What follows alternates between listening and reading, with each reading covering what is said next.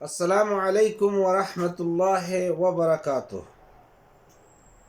الحمد للہ رب العالمین والعاقبۃ للمتقین والصلاة والسلام علی نبینا محمد وعلی آلہ وصحبہ اجمعین، اما بعد فاعوذ باللہ من الشیطان الرجیم۔ ومن آیاتہ ان خلق لکم من انفسکم ازواجا لتسکنوا الیہا وجعل بینکم مودۃ ورحمۃ ان فی ذلک لآیات لقوم یتفکرون۔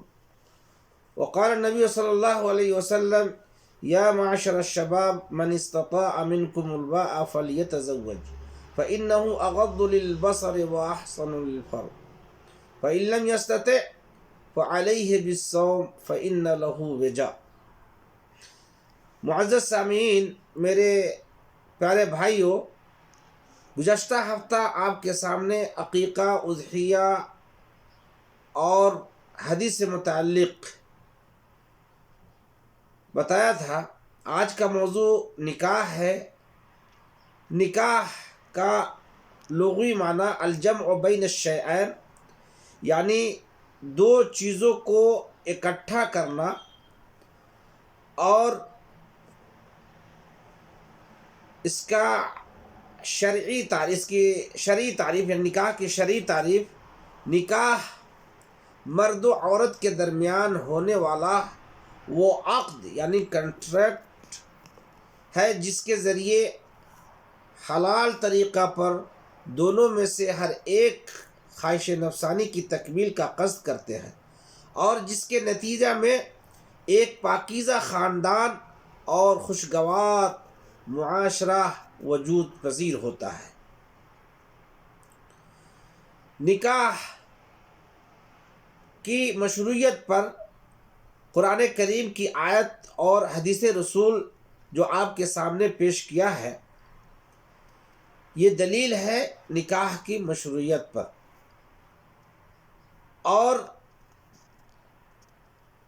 جو قرآن کریم کی آیت آپ کے سامنے تلاوت کی گئی ہے، آئیے اس کے معنی اور مفہوم کو سمجھیں۔ اللہ تبارک و تعالیٰ نے قرآن کریم میں فرمایا، اور اس کی نشانیوں میں سے ہے کہ تمہاری ہی جنس سے بیویاں پیدا کی تاکہ تم ان سے آرام پاؤ۔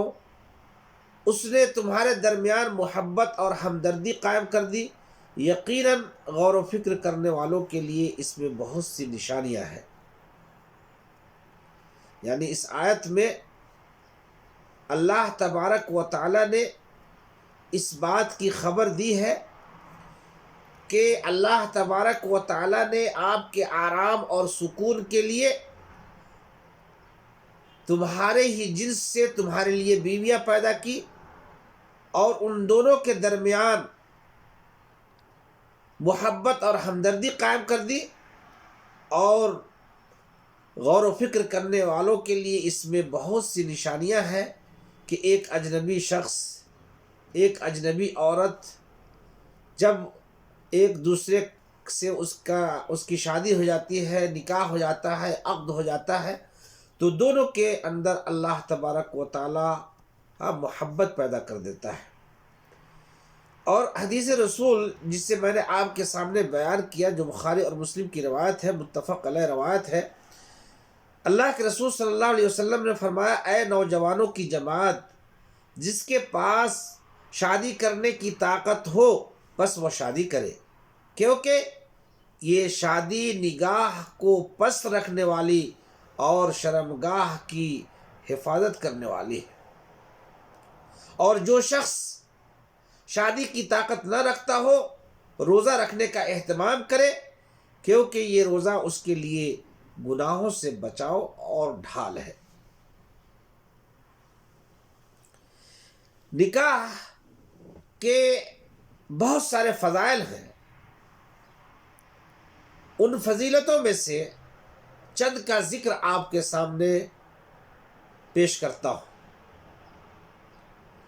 نمبر 1،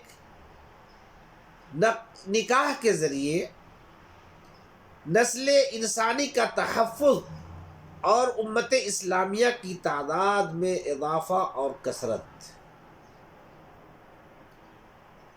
دوسرا فائدہ زنا اور برائیوں سے بچاؤ اور حفاظت۔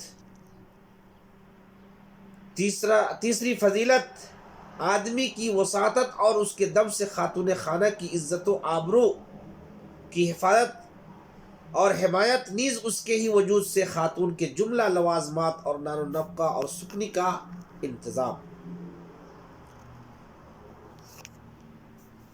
تیسرا فائدہ حسب و نسب کی صحیح حفاظت اور قرابت داری و صلہ رحمی کا ترابط و التزام۔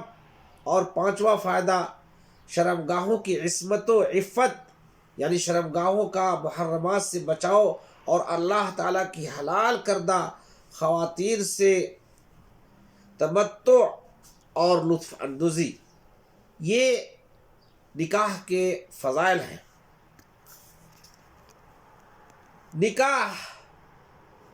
عقد نکاح کے لیے مستحب ہے کہ خطبہ حاجت سے اس کی ابتدا ہو، جس کے الفاظ یہ ہے: ان الحمد للہ نحمده ونستعینه ونستغفره ونتوب الیہ ونعوذ به من شرور انفسنا ومن سیئات اعمالنا من يهده الله فلا مضل له ومن يضلل فلا هادي له واشهد ان لا اله الا الله وحده لا شريك له واشهد ان محمدا عبده ورسوله۔ اور اس کے بعد چند آیات کی تلاوت کی جاتی ہے، جو آیتیں یہ ہے سورۃ آل عمران کی آیت: یا اعوذ باللہ من الشیطان الرجیم یا ایھا الذین آمنوا اتقوا اللہ حق تقاتہ ولا تموتن الا وانتم مسلمون۔ وقال اللہ سبحانہ وتعالی: یا ایھا الناس اتقوا ربکم الذی خلقکم من نفس واحدہ وخلق منها زوجها وبث منهما رجالا كثيرا ونساء واتقوا الله الذي تساءلون به والأرحام إن الله كان عليكم رقيبا۔ وقال الله سبحانه وتعالى: يا أيها الذين آمنوا اتقوا الله وقولوا قولا سديدا يصلح لكم أعمالكم ويغفر لكم ذنوبكم ومن يطع الله ورسوله فقد فاز فوزا عظیما۔ آئیے دیکھتے ہیں خطبہ حاجت کا ترجمہ۔ اس خطبہ حاجت کا ترجمہ یہ ہے کہ بے شک تمام تعریفیں اللہ کے لیے ہیں، ہم سب اس کی حمد و تعریف کرتے ہیں اور اسی سے مدد طلب کرتے ہیں اور صرف اسی سے مغفرت طلب کرتے ہیں اور اسی کی جانب توبہ کرتے ہیں اور اپنے نفسوں کے شر سے اور اپنے اعمال کی برائیوں سے اس کی پناہ چاہتے ہیں۔ جسے اللہ تعالیٰ ہدایت نصیب کرے اسے گمراہ کرنے والا کوئی نہیں ہے، اور جس سے اللہ گمراہ کر دیتا ہے اسے کوئی ہدایت دینے والا نہیں ہے۔ اور میں گواہی دیتا ہوں اس بات کی کہ نہیں ہے کوئی معبود برحق مگر اللہ تعالیٰ کے، یعنی اللہ تعالیٰ کے علاوہ کوئی معبود حقیقی نہیں ہے جو تنہا ہے، اس کا کوئی شریک نہیں، اور میں گواہی دیتا ہوں کہ محمد صلی اللہ علیہ وسلم اللہ کے بندے اور اس کے رسول ہیں۔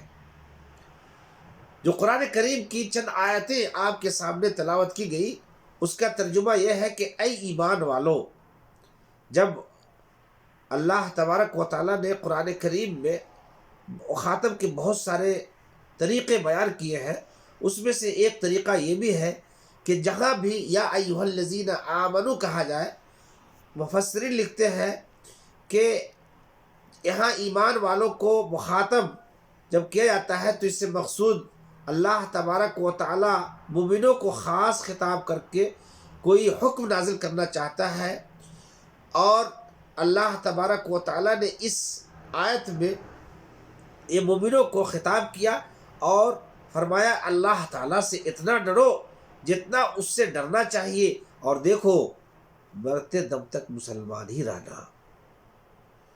دوسری آیت میں فرمایا اے لوگو، یہاں پر یا ایھا الذین آمنوا نہیں کہا، یہاں پر کہا یا ایھا الناس اتقوا، اے لوگو اپنے پروردگار سے ڈرو جس نے تمہیں ایک جان سے پیدا کیا اور اسی سے اس کی بیوی کو پیدا کر کے ان دونوں سے بہت سے مرد اور عورتیں پھیلا دی، اور اس اللہ سے ڈرو جس کے نام پر ایک دوسرے سے مانگتے ہو، اور رشتے ناطے توڑنے سے بھی بچو، بے شک اللہ تعالیٰ تم پر نگہبان ہے۔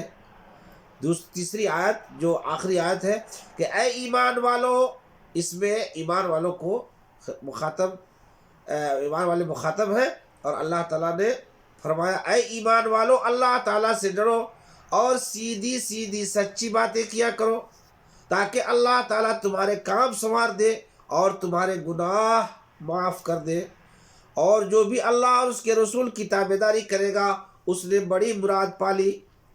ان آیتوں پر جب آپ غور کریں گے تو آپ کو معلوم ہوگا کہ اللہ تبارک و تعالیٰ نے ہر آیت میں فرمایا کہ تم اللہ سے ڈرو، اللہ سے ڈرو، اللہ سے اتنا ڈرو جتنا اس سے ڈرنا چاہیے۔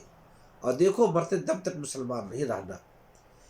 انسان شادی جب کرتا ہے اور شادی میں ایک اجنبی عورت آتی ہے اس کی زندگی میں، تو اسے ڈرنا چاہیے کہ یہ ہمیں اللہ تعالیٰ نے امانت دی ہے، اور یہ سکون کا ذریعہ ہے، اس لیے وہ اپنا گھر چھوڑ کر کے آپ کے پاس آئی ہے، اس لیے آپ اس کا خیال رکھیں اور اس کا نفقہ آپ کے ذمہ ہوگا، اور اس کا احترام کریں، اور آپس میں ہمدردی اور محبت اور خوش اخلاقی کے ساتھ زندگی گزاریں۔ اس میں اللہ تبارک و تعالیٰ نے اسی لیے فرمایا کہ اللہ سے ڈرو جتنا ڈرنا چاہیے، اور دیکھو مرتے دم تک مسلمان رہنا۔ اور آخری آیت میں اللہ تعالیٰ نے فرمایا کہ اللہ سے ڈرو اور سیدھی سیدھی سچی باتیں کیا کرو، تاکہ اللہ تمہارے کام سنوار دے اور تمہارے گناہ معاف کر فرما دے، اور جو بھی اللہ اور اس کے رسول کی تابعداری کرے گا اس نے بڑی مراد پالی۔ یہ خطبہ حاجت کے بعد یہ چند آیتوں کی تلاوت کی جاتی ہے، اور جس کے بعد انسان قبول کرتا ہے۔ اور یہ خطبہ حاجت آپ کو معلوم ہونا چاہیے کہ یہ مستحب ہے، یہ واجب نہیں ہے، اور جو آپ کو بتایا گیا ہے یہ خطبہ حاجت ہے اور اللہ کے رسول صلی اللہ علیہ وسلم سے ثابت ہے۔ اور انسان جب نکاح کسی کا پڑھائے تو خطبہ حاجت اور ان آیتوں کی تلاوت کرے، اور یہ مستحب ہے اور واجب نہیں ہے۔ نکاح کے صحیح ہونے کے لیے کچھ شروط ہیں جس کا پایا جانا ضروری ہے۔ ان شرطوں میں سے پہلی شرط یہ ہے کہ شوہر اور بیوی کا تعین ہونا، خواہ اشارہ کے ذریعے ہو یا نام زد کر کے ہو یا کسی امتیازی صفت کے ذریعے ہو۔ دوسری چیز شوہر اور بیوی کا ایک دوسرے سے راضی ہونا۔ تیسری چیز عورت کے لیے ولی کا موجود ہونا۔ فرمان نبی کریم صلی اللہ علیہ وسلم کی بنیاد پر لا نکاح الا بولی، ولی کے بغیر نکاح درست نہیں ہے۔ اس حدیث کو 5 ائمہ حدیث نے روایت کیا ہے۔ چوتھی چیز نکاح پر گواہوں کا ہونا، کم سے کم 2 عادل گواہ ہوں۔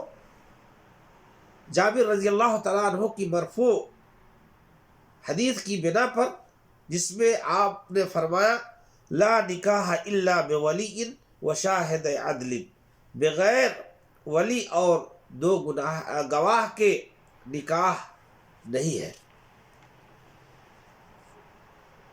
اسی پہ آج کا درس ختم کرتا ہوں، اور دعا کرتا ہوں کہ اللہ تبارک و تعالی ہمیں اور آپ کو اسلامی احکام پر عمل کرنے اور اس کے مطابق زندگی گزارنے کی توفیق بخشے۔ اور جو لوگ شادی شدہ نہیں ہیں اور نوجوان ہیں، انہیں چاہیے کہ وہ شادی کریں، اور اللہ کے رسول کے فرمان کے مطابق جب وہ شادی کی طاقت رکھتا ہو تو چاہیے کہ وہ شادی کرے، کیونکہ یہ شادی نگاہ کو پست رکھنے والی اور شرمگاہ کی حفاظت کرنے والی ہے۔ اور جو لوگ اس کی طاقت نہیں رکھتے ہیں انہیں چاہیے کہ وہ روزہ رکھیں۔ وصلی اللہ علی نبینا محمد وعلی آلہ وصحبہ اجمعین۔